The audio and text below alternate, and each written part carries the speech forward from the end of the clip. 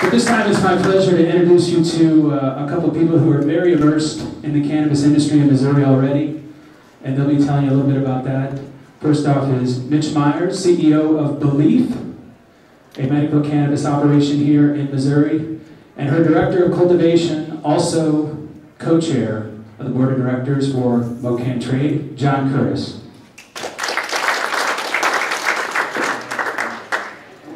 Can you hear me? Yeah. Great. Okay, how many people in this room have ever consumed cannabis?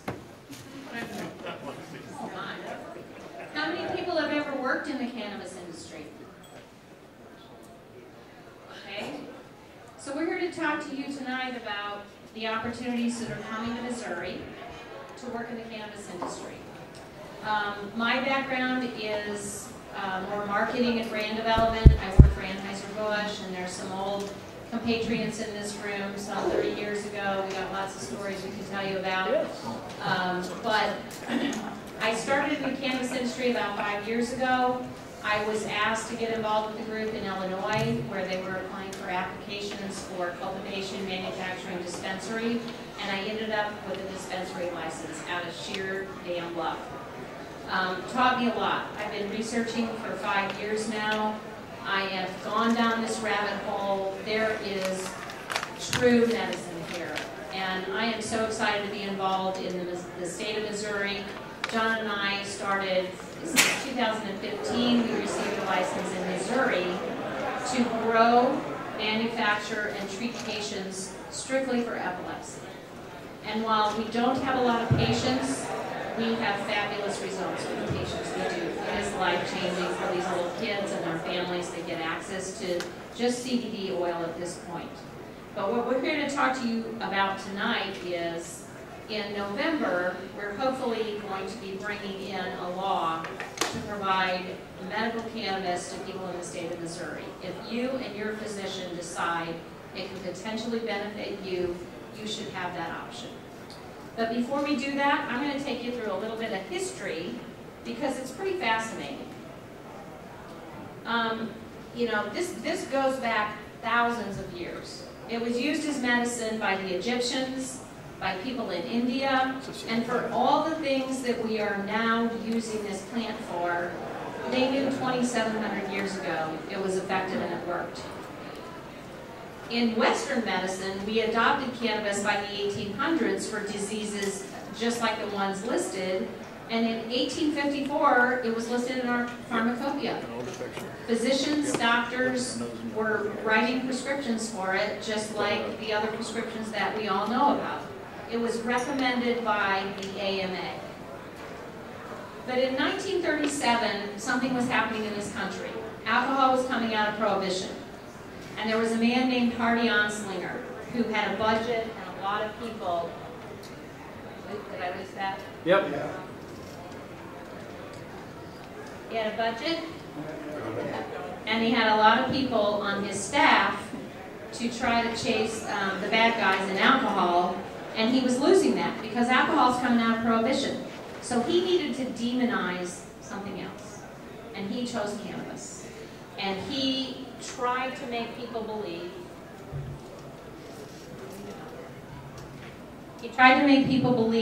that this plant was coming across the border from Mexico. Okay. He tried to make people believe that the plant was coming from Mexico, and they were bringing in this weed, and all of our housewives were smoking it and killing their husbands when they came home. Reefer Madness. If you haven't seen it, go on YouTube. It's hysterical. No? I can talk pretty loud. Anyway, he introduced something called the Marijuana Tax Act. So anybody that was growing it, that was prescribing it, which included the doctors, had this heinous tax and made it impossible to work with. And the AMA opposed this at the time because it really impacted doctors and pharmacists with a product that worked for them. Interestingly, we had a plant, a cannabis sativa plant that we call hemp, meaning that it has very low THC and higher other cannabinoids that don't get you high. And that particular plant was used for paper and things that can replace plastic, rope, and the people who were involved in those industries, such as the Hearst family, the Mellon family, the DuPonts, they saw this as an opportunity to basically throw hemp under the bus at the same time. So they both became basically illegal in 1937. The last door that was slammed was by President Nixon in 1970. He put cannabis on the Schedule I drug list, which is the highest, worst place you can be, including LSD and heroin. Basically, Schedule I says it has no medical use and it's highly addictive. So, physicians and researchers, however, continued to study the plant. They didn't believe it. There was a lot of commissions that happened. The LaGuardia Commission in New York studied it and said, you know what, you got this wrong. And politically, nobody wanted to hear about it. But there were people in other countries, such as Dr. Raphael Mikolim, who was an Israeli physician. He is the person that first isolated the THC molecule in 1964. And it wasn't until 20 years later that we determined that our body has a system that cannabis relates to, our endocannabinoid system. So how does cannabis really work?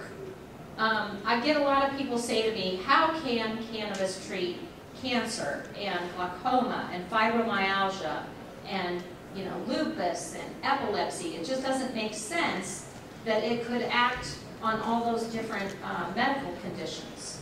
Well, it does because our body has this system, this endocannabinoid system. And we have receptors. CB1 receptors are primarily found in the brain and the central nervous system. CB2 receptors are in the indirect other major organs. And so your body produces cannabinoids that speak to that receptor. And if for some reason it stops producing it or you have a deficiency, if you introduce phytocannabinoids, which are from the cannabis plant, it addresses that system. It's like a lock and key going into your CB1 or your CB2 receptors. So they really act either directly or indirectly. Sometimes they're going to amp up a system. They call that an agonist, which activates certain receptors. And then some act as antagonists, which actually deactivate. And basically, it's like this symphony in your body. If you put cannabis in, it's going to give you what you need and discard what you don't need. And it helps your immune system stay in balance and helps that homeostasis within your body. So interestingly, our government, who also says Schedule I, worst thing you could take, has no medical effectiveness, they patented cannabinoids in 2003. And their patent says that cannabinoids have been found to have antioxidant properties. This newfound property makes them useful in the treatment of oxidation-associated diseases. Oxidation is the source of all disease. So if we can take cannabis and keep that oxidation tamped down, we could potentially keep ourselves healthy. They've also found to have particular applications as neuroprotectants, for example, in limiting neurological damage following ischemic insults, such as stroke, trauma, the treatment of neurodegenerative diseases, Alzheimer's, Parkinson's. We see kids every day. We have a 5-month-old child on this oil, and other medications have not helped this child, but a simple oil from this plant has stopped the seizures. So what changed in the country? You know, for 80 years we were so against this, and you know, we all did the Just Say No to Drugs and the DARE program. Our opinion is, when it became mainstream media in 2013, people started stopping and listening and really making up their own mind, not listening to the government, not listening to doctors. But CNN did a 1-hour special called Weed One. Sanjay Gupta, who is a well-known neurologist, followed this family and this little girl, Charlotte Biggie. She had tried all the drugs and could not get her seizures stopped, and her mother got herself to Colorado, found a doctor that would help her, found a family of brothers that was growing a strain very high in CBD, and very low in THC. And they started trying this oil just as trial and error. And literally, it stopped this little girl's seizures. And over time, she was able to wean off the prescription drugs, which I'll tell you is it's a big part of the problem. When we see kids and they've got 7 and 8 prescriptions that they're taking all day long, we don't know what's worse, the seizures or the drugs that they're on, because it completely stops their development. Most of them are nonverbal, many of them don't eat by mouth. So when we can give them the oil and stop the seizures, and they can start weaning off these very strong pharmaceuticals, it's a different human being. So the world watched this, and the world Googled this, and saw this on YouTube videos, which they still do, and that sort of changed the conversation. So fast forward a little bit, a few years, and we now have a lot of states that have approved medical cannabis, whereas if you want access and your doctor says you can have access, you can get a card. So what does that look like? In my dispensary, it's interesting because when we first opened, we had a lot of older people come in. So everybody's got aches and pains, right?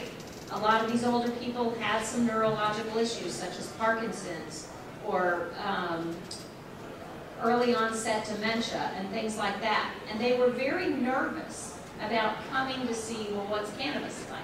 You know, is this going to be like a head shop and I'm going to be scared by all these young crazy people in there? And what do I have to do? Do I have to smoke a joint? Most people think you got to smoke a joint if you take medical cannabis, and you do not. So some of the forms I'm showing you here, vape pens, have become very popular. Obviously, flower here at the bottom, I think we all know what that looks like. That can be rolled in paper into a joint and smoked. And it's still about 50% of what people do.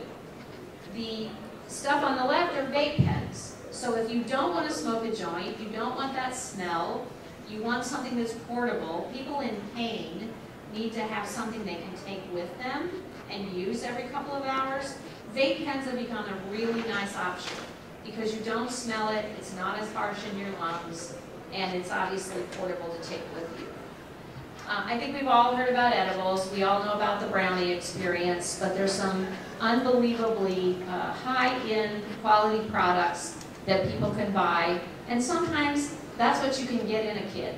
You know, you can get a piece of a cookie in a kid that's sick. There's also other things that creep people out, like suppositories.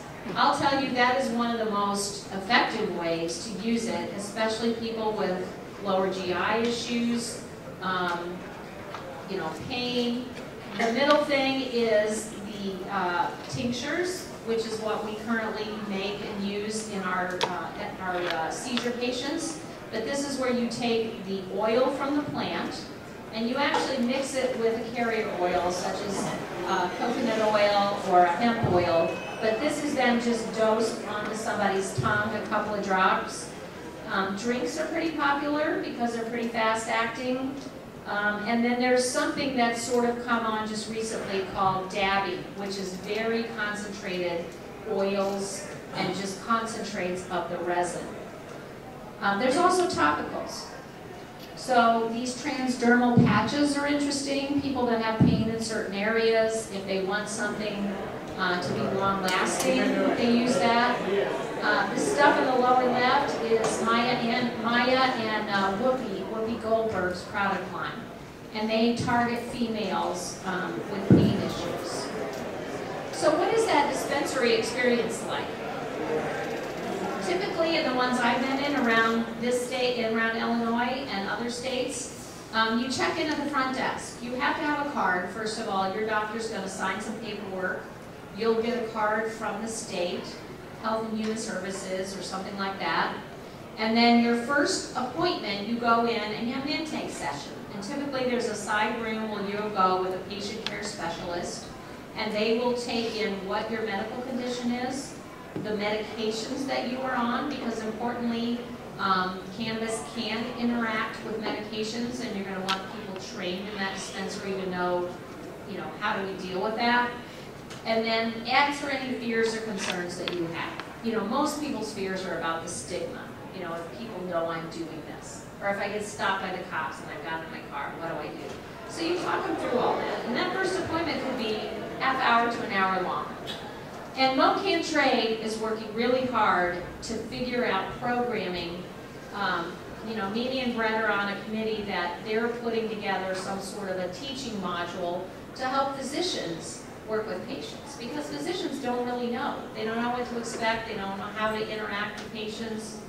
And then also SOPs and guidelines for dispensary owners that would help them in the training of their personnel to make this a great experience. And then once you get past that, this is like the interior of our dispensary in Chicago. It's a big open area. It's very comfortable. There's a coffee machine that you can get coffee. There's reading materials. And then when you're ready to talk to somebody comes up to you with an iPad. You can sit in the comfortable chairs, or you can go to the front counter if you're in a hurry. You can also order your medicine in advance.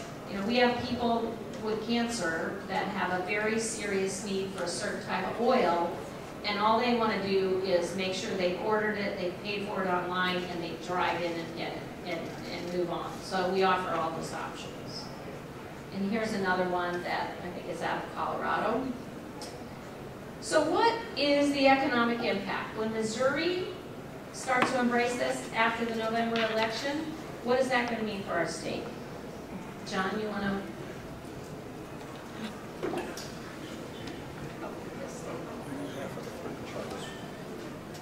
Hi. Am I on? Okay. All right. My name is John Curtis. I'm from St. Louis. In 2009, I moved to Colorado, and along with a business partner, opened 3 dispensaries and 3 cultivation centers. In 2015, we sold, and I moved home.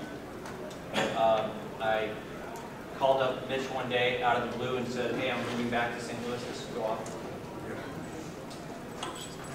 Check. Oh, the battery's dead, yeah.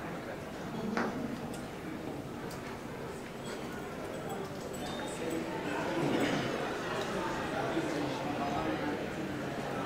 Hi. Okay. So anyway, I called up Mitch out of the blue and said, I'm coming back to St. Louis and I want to stay in this industry. And she said, well, it's funny, we have a place in Colorado we come out to, and she was about to come visit. So she showed up, visited my dispensaries and my cultivation centers, and I kept bugging her after that, and she finally agreed to let me come back here and work with her on this, because once you do this, you really don't want to do anything else, or at least I didn't. So I would love to talk to you about the economic impact of this. It's not as compassionate in a lot of ways as the medical side, but in some ways it's certainly more sexy. So right now, things are dramatically different than they used to be. The first state that sort of breached this barrier was California in 1996 with Prop 215. And not much happened for a few years. Several years later, Colorado had its own constitutional amendment, and then not much happened. But you can see today that most states have some form or another of cannabis liberalization laws on the books, and that includes Missouri. That's why Mitch and I have the license that we have. There's a second licensee here in Missouri that operates as well. Missouri has one of the most restrictive cannabis laws in the country, and we're hoping this November that that changes and that those interested to access this as medicine will be able to. So you can see there is no shortage of interest, and I would argue that this interest has existed for a long, long time. It's just there was no way to track these sales. Now there is a way to track these. This is also just the portion of the sales that exists outside of a still functioning black market. So you can see where they've gone since 2016. You know, how silly am I for selling out in 2015? And this is a combination of recreational and medical. So there really are no signs of things slowing down. I'm not a big believer that this is the green version of Silicon Valley, but there is an enormous market in this country for cannabis in its various forms, and every year the black market gets smaller, and the legal market, whether that be medical or recreational, gets bigger. It's very unlikely that that's going to change. And I personally am not of the mind that there are more people using cannabis. There are just less people using it illegally. The economic impact is addressed here, and this is dispensary store sales and then sort of allied economic impact. This is everything from people who touch plants directly to the stores that sell them, to the electricians that wire the cultivation centers, the carpenters that build the dispensaries, so on and so forth down the line. One of the reasons that we wanted to set up the Cannabis Trade Association here in Missouri is to help people of allied industries recognize the potential that their companies have for growth in this area. So the guy, when I have my facility in Colorado, the single person that I paid the most money to was our electrician. He's a very nice man, and he liked me a lot. So you can see the estimated total employment. We think that obviously the medical need is the preeminent pitch here on this. It's hard to say no, especially to a sick child when there are demonstrable results. I am of the mind that economic development is another strong area that convinces people that it's time to bring this out of the shadows and to treat it like we treat alcohol. It's very difficult to argue that cannabis is somehow more dangerous to us as a society than alcohol is, yet we have no problem consuming alcohol. And I'm not against the consumption of alcohol. I'm just saying that legally it's time to perhaps start thinking about cannabis in a different way. So you can see that the employment in states where they do start to think about cannabis in a different way starts to become very substantial. Also, these aren't $7, $8, $9 an hour jobs. These are $15, $20, $25 an hour jobs and higher.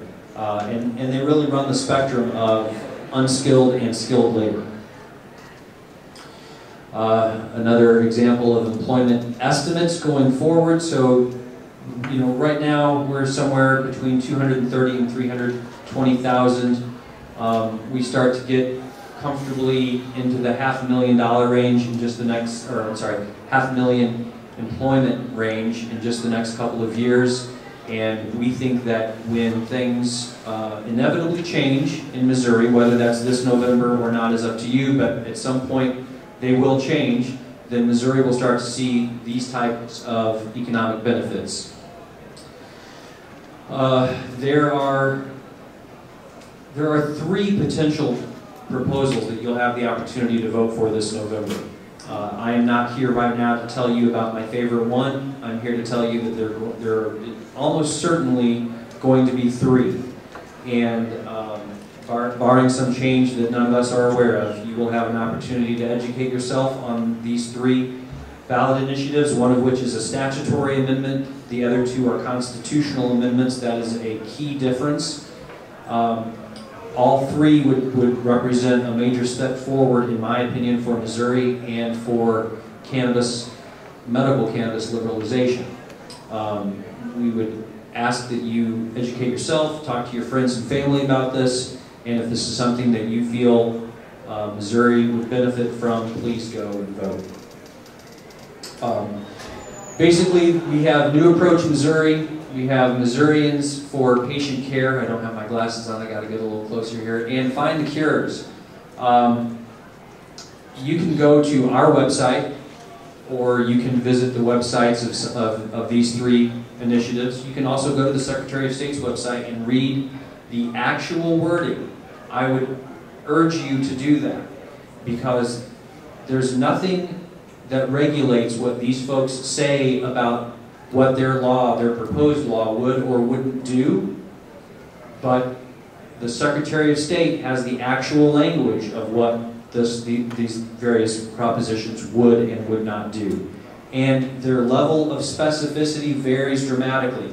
Some of them are very specific about what they would do, and they don't leave a lot of room for interpretation.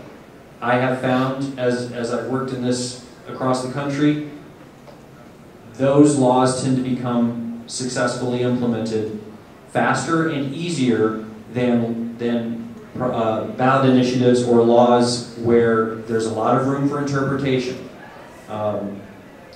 When you have a lot of room for interpretation, in my opinion, you have a lot of room for monkey business. So I'll allow you, if you would like to look into that further. I right now am not comfortable telling you. I'm not speaking for MoCannTrade, and I'm also not going to speak for myself at this moment about the one that I prefer. But I think if you read them all with an open mind, it's pretty clear which one is better. Your yes vote will create safe, responsible, and compliant access. There is a secondary benefit, which is economic opportunity for Missouri. Obviously, we could use it. The tax revenues are substantial. Depending on which program is voted in, there's likely to be a lot of press given in the coming weeks and couple of months before the election to what these various ballot initiatives will do. I still think it's best to go to the Secretary of State's website and read it for yourself. There's no filter then between you and the actual information. Missouri will have an expansive medical cannabis program, especially, well, depending on which of these pass, some are more expansive than the other, but there are licensed medical cannabis businesses. These are plant-touching businesses, and then there are industry-supporting allied businesses. I talked about that a little bit before. Basically, people who support the existence of the industry. We have cultivation and agriculture, which is the part of the business that I prefer. Given my druthers, I would spend most of my time in my perfectly controlled 77-degree, 50% humidity grow room. I'm very happy there. I can play whatever music I want, and the poor people that work for me have no choice but to listen to what I want to. There's dispensing and patient care, which is also can be, I think, a fun job. Processing and extraction. We have a very talented chemist on our staff who is responsible for taking the plants that I grow and turning them into CBD oil. And then testing in labs. So testing in labs don't really have anything to do with producing this product, but they do act as an independent, non-arbitrary third party that will certify these are legitimate results. So you can see here, I'm not going to go through all of these, but this is just sort of the surface of very obvious opportunities that exist for non-plant touching areas in the cannabis world. And lastly, why a trade association? Mitch and I both operated in other states where implementation can be called clunky at best if you're trying to be nice. There's also, because of the perception and in many cases reality of the money that is in this industry, there are a lot of people who want to be able to call up someone they know or they've donated to this person's campaign and figure out a way to get a license. One thing that a trade association can do is urge that licensees be judged on a point-based, meritorious system. If you're good actors with experience or you've put together a good team, you deserve a license just as much as somebody who may not have that same level of experience, but their brother-in-law golfs with the governor. Okay. So rules and regs are really important. Bad rules make for a bad industry, and I think after a few years, Colorado really got it right. They've kind of hit that sweet spot now. And then to ensure success, we need to lead, guide, and support the trade. There are people in Missouri who have experience in this business, and they would like for other people in Missouri to contribute and to get experience in this industry, and for this to be a growing area of our economy. So again, we consider ourselves the voice for trade in medical cannabis here in Missouri. These are really good-looking people, especially that guy in the middle. These are part of our board. We've got a larger board than this now, but Anyway, Andrew, there was something you wanted me to mention at this point. I've completely spaced on what it was. Do you remember? The next slide. All right, well, we're going to do a Q&A. If you all have any questions, I would be happy to answer them. And can I go back? I'll try. There you go, that one. You want a picture of all of us? That's my friend and dad. Okay. Great. So, go the wrong way. Further discussion. Oh yeah, we're going to do an office hours thing. That's what it was. So, Mitch and I, Andrew, or maybe we could even convince some of our board members who are sitting out there to answer any questions if you have them. Please go ahead. Yes, sir. So obviously, it's still illegal at a federal level, which is causing issues from a banking standpoint and what you do with the cash. So what is there anything in any of the amendments or any of the laws or legalization that address that? And how do you address that? Well, a lot of us at various points in the industry have had banking relationships. I can assure you that lots and lots of people in this industry have banking relationships and lots don't. And so for the folks that don't, what to do with that cash can become difficult. There is nothing in, as I can recall, in any of these three initiatives that addresses that, because those prohibitions exist, as you noted, at the federal level, and this would only change Missouri state law. We have seen some movement at the federal level on this issue. There have been, I believe, there has been recently legislation introduced that would allow us access to the banking system. I don't have a lot of confidence that that's going to pass, but it might. Things are changing very quickly. We're sort of reaching this moment. And it's happened on other issues before, regardless of where you stand on some of these issues. 15 years ago, gay marriage was nowhere. And now it's the law of the land. And that happened very quickly. And it's likely that this is going to happen very quickly too. And when changes come at the federal level, banking will come. The last thing I'll note on that, the Department of Justice has issued guidelines to the banking industry that says, go ahead and take their money. But the banks, because they are conservative by nature, our attorney, Eric Walter, can discuss this, they are conservative by nature, they're not listening to that advice. They're listening to their attorneys who say, you know what, if somebody gets in power who really has it out for cannabis, there's nothing in these rules that prevents the federal government from turning law enforcement loose on us as banks. So, yeah, she said that, not me.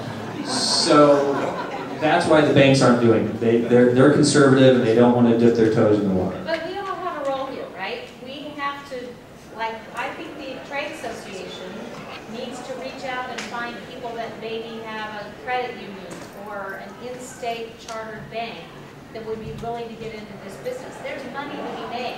We will pay banks to just take our money and hold it. We just had outreach in the last week. Right. With a bank We have been outreaching to banks, and every state is doing this. Everybody's doing it to get the risk out of the system.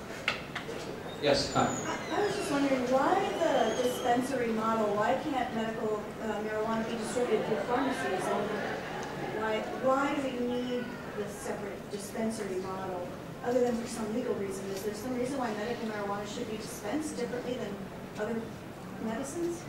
You know, I think because it's federally illegal, the traditional system is not set up to be able to handle it and take it. But there's no other reason. I'm trying to understand, is there some practical reason? So if it weren't federally Brett, do you have any? Yeah.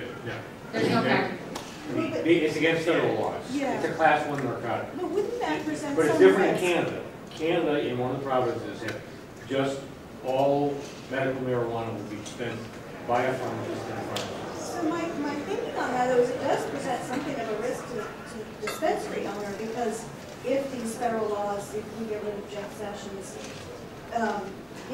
then suddenly you wouldn't need these dispensaries. There is some risk to the dispensary, the business risk is what I'm wondering. Oh, there is business risk. There's totally business risk in all of it, that in terms of who is going to buy us out. You have to believe that big pharmaceutical companies are obviously looking at this because, you know, our product that we make for epilepsy patients, in a month there's going to be an FDA-approved drug from a foreign pharmaceutical company that will be dispensing this in dispensaries.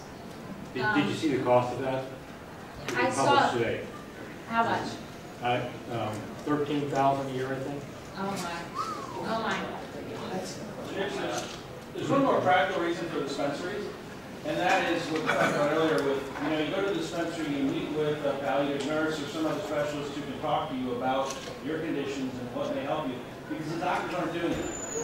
Medical marijuana isn't something you can prescribe as a doctor. It's federally legal. So the doctor just fills out a form, and for example, in Illinois, you have one of these 40 qualifying conditions. The form just says you have a condition.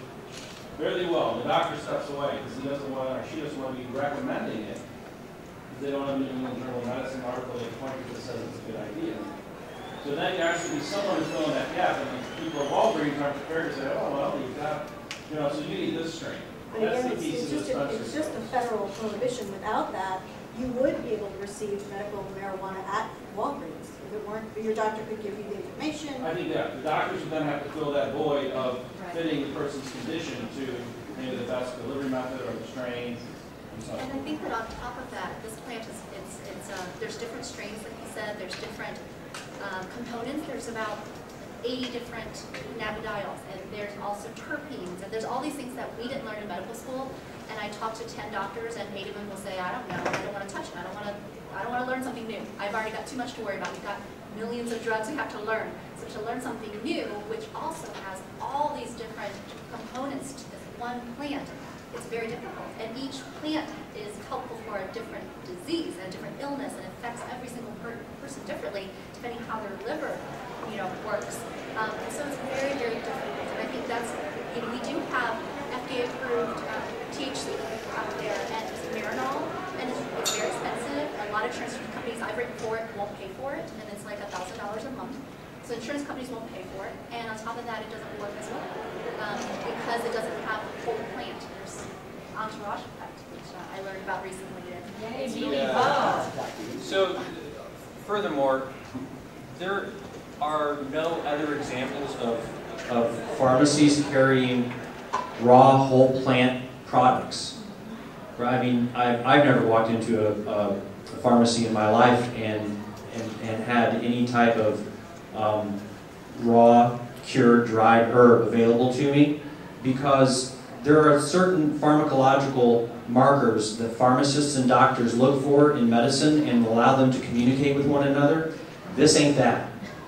All right, this is very different than that. And if you're unprepared to experience this firsthand, I would never go out and encourage someone to do something that they didn't want to do. I don't want to be the guy to give you your first beer or your first joint or your first anything for that matter. But the point is, you don't know what's going to exactly what the experience is going to be. Well, that's not the case with most of the medications that Brett is going to give you if you go into his pharmacy or that Mimi will prescribe you. They have very clear communication between them before you as a patient ever come into that relationship. That's a substantive difference between this product and those you can typically get at a pharmacy. Yes, sir. Do you know what happens if more than one initiative passes and there's conflicting language? That's a good one. All right. And now a word from our attorneys. Eric, just wave your hands if I get this wrong. My understanding is New Approach Missouri and Find the Cures are both constitutional propositions. So they need 50% plus one vote to become law. If they do achieve that, they will automatically trump the other one, which is Missourians for Patient Care, because it is a statutory amendment, meaning it creates a law, but it doesn't amend the Constitution. And therefore, our lawmakers in Jefferson City could make whatever changes they think are necessary to that law. It might take them a lot longer to roll it out, or they might get in a hurry and roll it out right away. We don't know what they would do. If that passes, even if that one, the statutory amendment, Missourians for Patient Care, even if it passed by 99%, it would still lose if either of the other two passed by 50% plus one vote. Now let's say that the other two both pass. Whichever one gets the most votes wins. Is that right, Eric? Well, there's clarification. Okay. And I think Secretary of State is kind of working that out. I haven't seen anybody clearly answer it, but I'm hearing people say, no, well, if they both pass, they both become a part of the Constitution, at least with the lesser voting one becoming a part to some extent. To the extent that they can be reconciled, to the extent that they can coexist, and the one that got the most votes, the winner, there's no harm done to that one. If there is something additional that can happen, then that secondary one should be implemented as well. And I think the unfortunate reality is that may spawn litigation. So the likelihood is that it will end up in court. I wouldn't say the likelihood. It depends on how clearly and cleanly they can be sort of pushed together. And like I said, the winner is implemented in full, and then whatever is left with the other one is pulled in. But like, for example, the one has a research institute that is created and becomes a new agency to issue licenses. The other one issues them through an existing state agency. Okay, that cancels out. The research one gets less votes. That won't issue licenses. They have different tax rates. The one that gets the most votes will trump on all those issues. Have we got an opinion from the Attorney General on this? They don't want to talk about this a lot. Just in general. Yeah, they're running for office.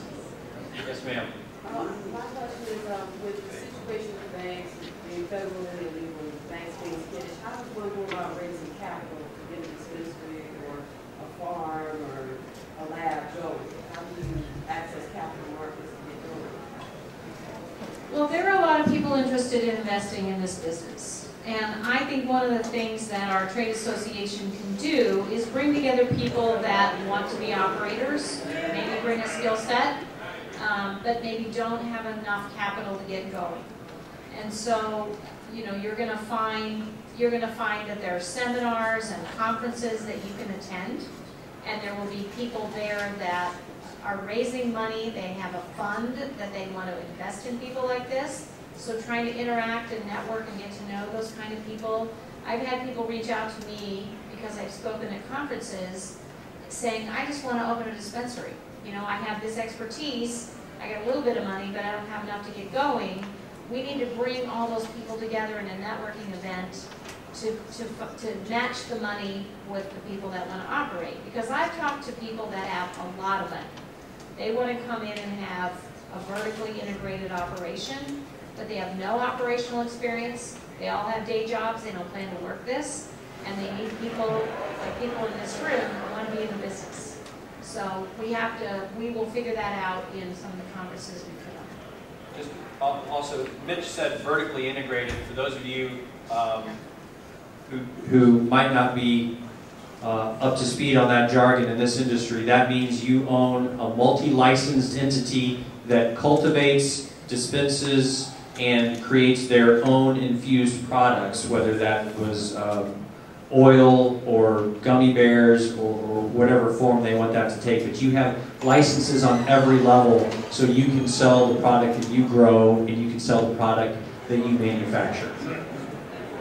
Yes? Do you know if Amazon is looking at this? Amazon? Because there's always a giant, right? There's a giant that's going to step into this business. What about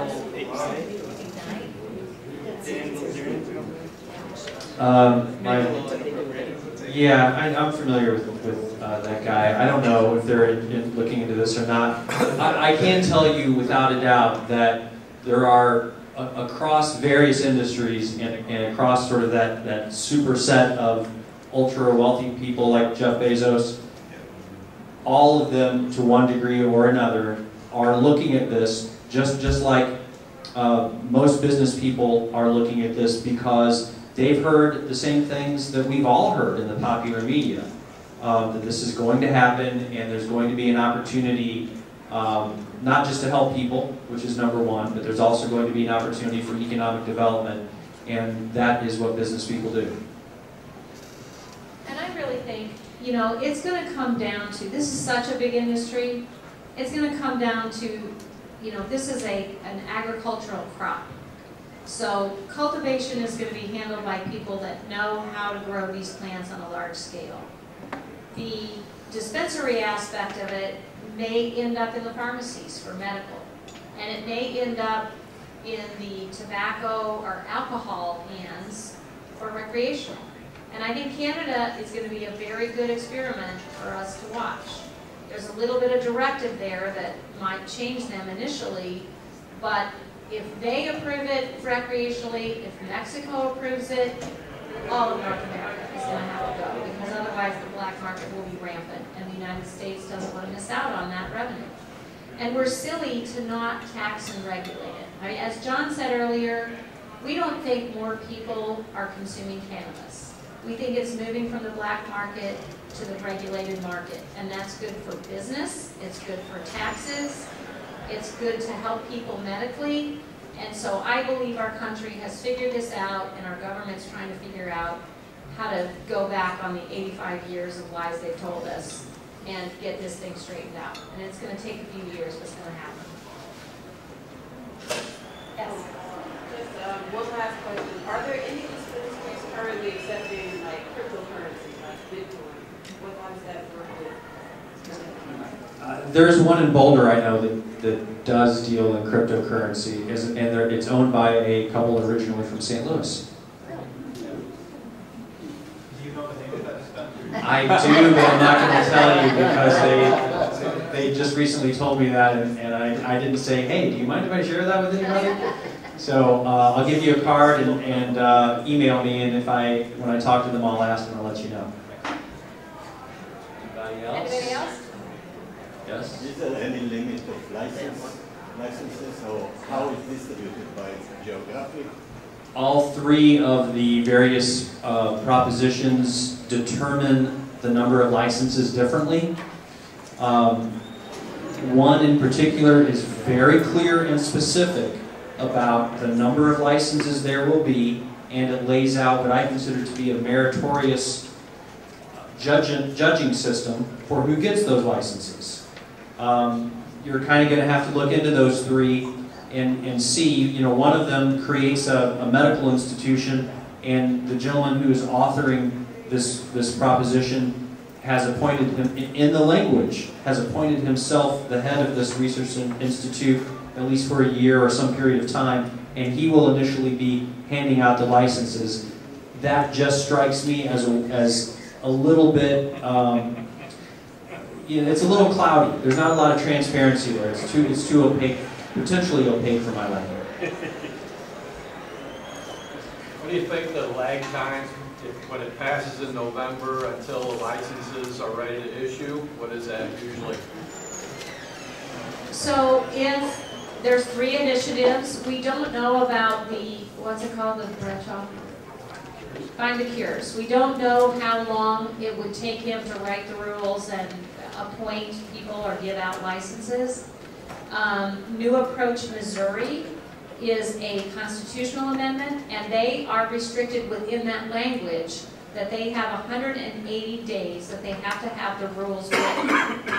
And then they have to have the applications available for people to apply another 60 days after that. So basically, next May, if that one gets in, next May, all of us would see the rules and regulations, know how to apply, and then by July, we would have to submit applications, and then they would have another 60 to 90 days judging. So really 2020, early 2020 is when people would be acting. But everybody who plans to make application, you know, as soon as that, people are planning already. You know, we're talking and working with people that are already planning and looking at real estate. But once November 9th is here, you're going to have a lot of people jumping in because you then know which one to act on, and everybody will be working on getting their applications together for that. Yes, sir? You talked about, for example, setting up a dispensary, raising money, private meetings and such, and you can do private raises with private placement, but there's also crowdfunding with Indiegogo, Kickstarter. There's also the Jobs Act kind of raises where it's regulation crowdfunding. Are any of the rewards crowdfunding like Kickstarter, Indiegogo allowing raises for that? Is that legal? And 2, are any of the Jobs Act kind of raises being done on that, or is that That's a really good question. I don't know the answer to it. because it's a federally illegal product, I don't know, you know, it's a state by state. My experience in Colorado, and I think this holds true across most states that have enacted these types of laws, is that you have to demonstrate where the money comes from. And because in these crowdsourced scenarios, even though you're raising the money in very small increments, it would seem to me to be virtually impossible to list all of your contributors and then have them submit to the required background check so that they can prove where the $10 they gave you came from. So I'm not saying it's impossible, but I would be skeptical about using that as your funding method. I'll say I contributed to a lawyer who started a company in Oregon, and he was selling CBD inhalers on Indiegogo, and he got shut down. So I believe that he was told that he couldn't have. Anybody else? Questions? Thank you very much.